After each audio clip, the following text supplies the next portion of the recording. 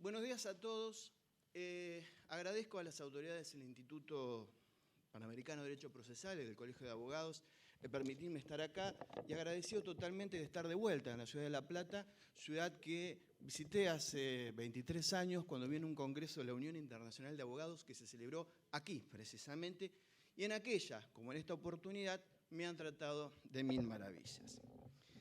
El tema que traigo hoy aquí a consideración de ustedes es un tema que es un verdadero galimatías. Es un cuco y una incógnita. Un cuco porque todo el mundo le tiene miedo y una incógnita porque nadie sabe para qué sirve. Y eso permite la aparición de ciertos iluminados que tratan de explicar este fenómeno, esto que le traigo a consideración, como un nuevo factor que va a fundamentar el activismo judicial, ese monstruo que es el activismo judicial. Me estoy refiriendo al poder cautelar genérico de los jueces. ¿Qué es el poder cautelar genérico de los jueces? Y no hay una definición precisa, certera, en toda la doctrina nacional, salvo alguna especie de reseña que hace por allí Rojas o Rivas. No hay una definición de este poder cautelar genérico, sino que lo que se hace es un análisis de lo que es el artículo 232 del Código Procesal Civil y Comercial de la Nación, que tiene sus antecedentes en el artículo 700 del Código Procesal Civil Italiano del 42, que a su vez sirvió de base a esta norma que se ha desparramado por casi todas las naciones latinoamericanas. Lo concreto es que a la justicia se le reclama velocidad.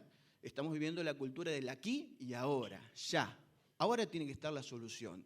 Y en esa búsqueda de la respuesta mágica, se han enmarcado los procesalistas intentando convencer que, reformando códigos, se va a poder dar esa respuesta sin trepidar en que se están violando garantías constitucionales. Y entonces, con bases jurisprudenciales, con bases doctrinarias y a veces hasta bases legislativas, aparecen ciertas figuras, tales como la medida autosatisfactiva, tales como la cautelar innovativa, tales como la carga probatoria dinámica, la tutela anticipada, lo que no tiene más de un mes de antigüedad, la nueva estrella, la medida anticautelar, que es como para seguir charlando 4 horas seguidas, o, como ayer, que la justicia decide cuándo los cónyuges separados de derecho van a tener relaciones sexuales.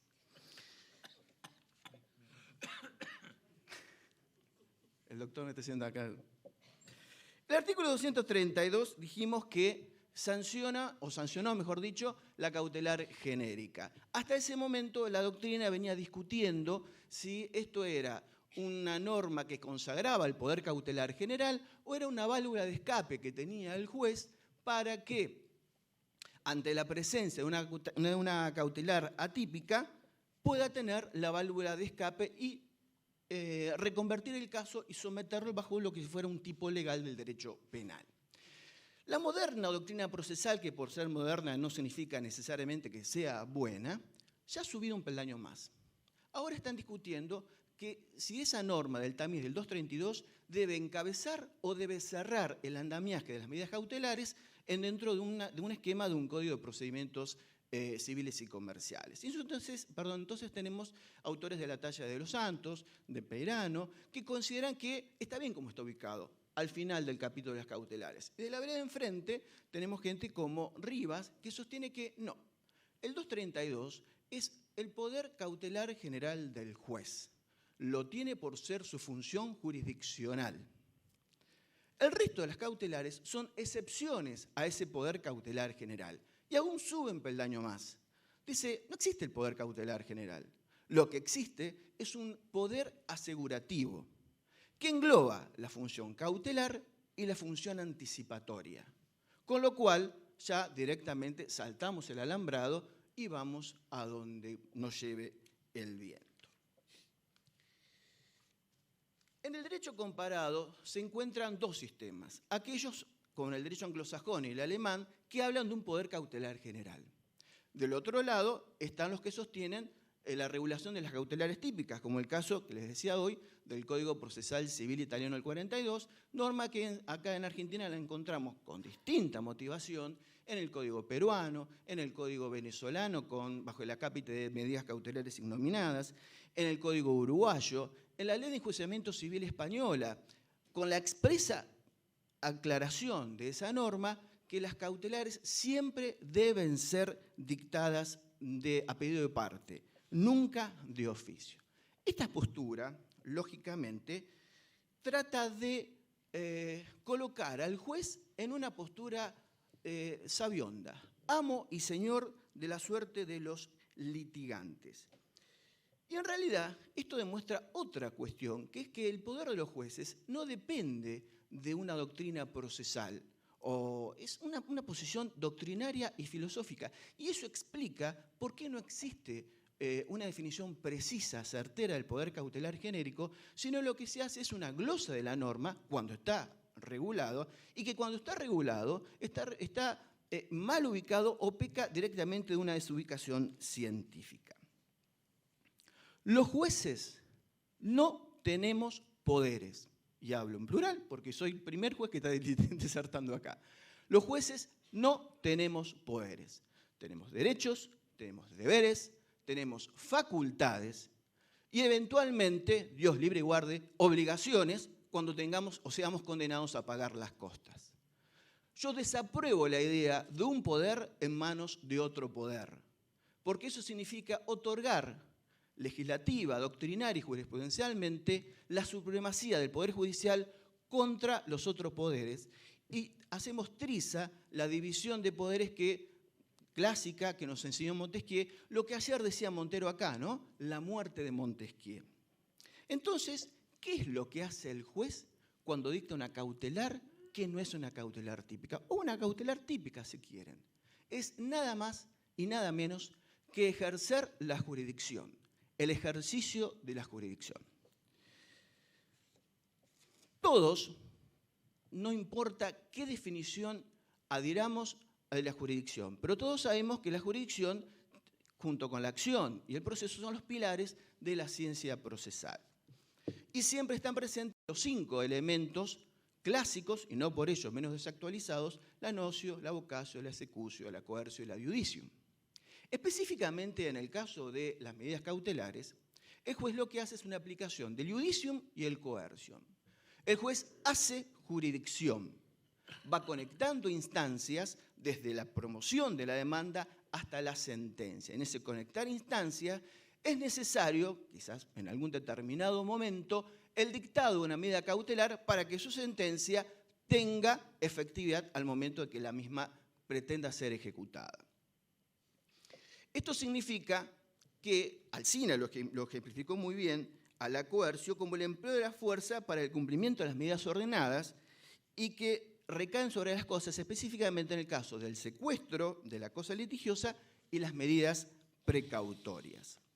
El juez necesita que su juicio llegue a buen término, que el proceso que se está tramitando en su tribunal llegue a buen término. Y si bien el iudicium se lo representa al momento del dictado de la sentencia, nada quita que en ese conectar instancia vaya decidiendo qué es lo que tiene que dictar. Y en el caso de una cautelar, si va a dictar la cautelar típica o, ante el pedido de la parte de una cautelar que no está prevista, qué tipo de cautelar va a despachar, y en ese caso aplica o ejerce la coerción. Yo estoy en una lucha encarnizada con el tema de decir las cosas tal cual como son. Esto de el clare loci no me gusta, arranca mal. Si es el clare loci, ya empezamos mal. En realidad, esto es el ejercicio pleno y efectivo de la jurisdicción. No existen las cautelares exorbitantes o los poderes de hecho del juez. Reitero, ¿qué hace el juez cuando dicta una medida cautelar? Ejercita su jurisdicción y dictará una cautelar que será típica o atípica, pero eso nada mancha el ejercicio de su jurisdicción. Entonces llego a la primera conclusión. No existe el poder cautelar genérico de los jueces como poder especial, y menos como fundante de pseudos procesos violatorios de derechos y garantías constitucionales. Si nosotros aceptamos que por la interpretación del artículo 232 existe un poder cautelar general distinto para los jueces, tendríamos que aceptar que por imperio el artículo 69 de mi Código Santafesino o del 149, o el machete, así bien digo, del Código de la Nación, el juez debe tener un poder general notificatorio. O tiene un poder general probatorio. Recién la escuchamos, Eleonora. Yo sé, a ver, dígame cómo va a probar. ¿A mí qué me importa?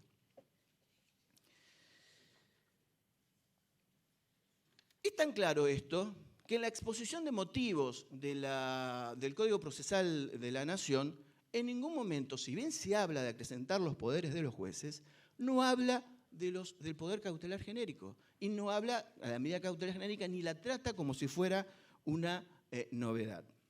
Segunda conclusión.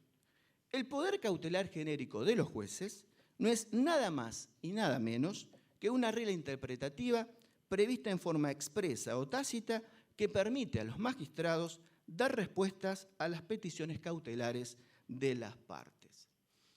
Ya dijimos, todos los códigos procesales tienen un plexo de cautelares típicas, a imagen y semejanza del tipo penal. Ante el pedido de una parte que solicita una cautelar que no encaja en ese listado de cautelares típicas, estará, itero, la función del juez ejerciendo su jurisdicción de reconvertir el caso y amoldarlo a los cánones clásicos. Es la misma situación que tiene el juez en el caso de los medios probatorios.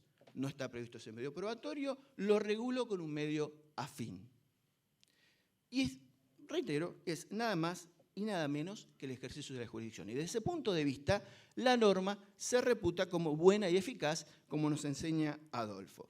Esta postura es muy distinta a la que sostiene el activismo, porque de esta forma nosotros llegamos, utilizando como del 232, generar un poder especial a los famosos anticipos de sentencia. O en el caso de mi querida Santa Fe, que en base al 232, que en realidad no lo tiene, tiene el artículo 693, le ha servido para fundar los procesos urgentes. Cito opiniones, las enuncio, Lepore White, Rambaldo, Vargas, Acosta, que llegan a justificar los procesos urgentes, hasta incluso dictar soluciones que estén en contra de la ley. No importa, en algún momento la doctrina se va a dar cuenta y el legislador se va a dar cuenta y lo va a absorber.